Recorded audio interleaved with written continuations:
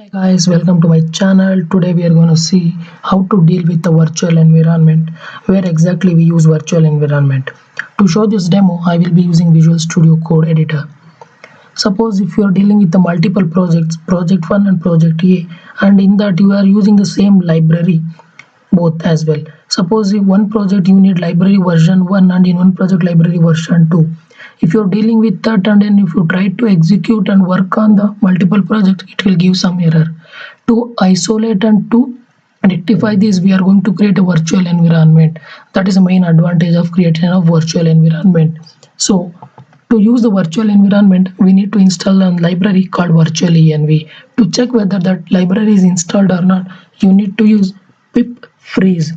It will display all the libraries which are installed in your system with the version. As you can see, virtual env is not installed.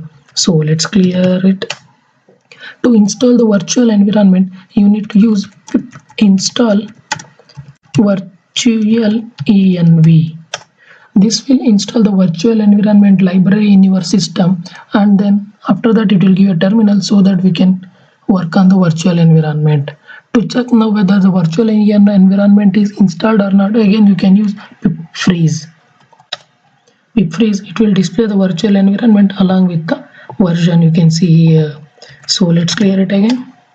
So now to create the virtual environment, you need to use the virtual env. That is a command which is used to create the virtual environment. So let's create it. Virtual env, and I will give my virtual environment as my env12. This is my virtual environment name. As you can see, the virtual environment is created. After creation of virtual environment, you need to activate the environment. For that, the command is you need to give your environment name followed by scripts /activate. This will activate your virtual environment. You can see before you are in the PCS directly like from the C. Now you are inside your virtual environment.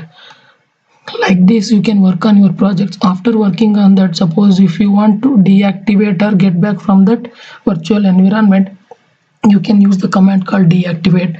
Deactivate you can use when you are inside the virtual environment. To come out from the virtual environment to normal environment, type deactivate.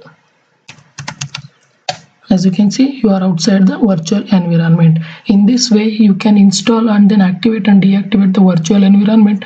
You can work on the different versions of the libraries. I hope you guys enjoyed this video.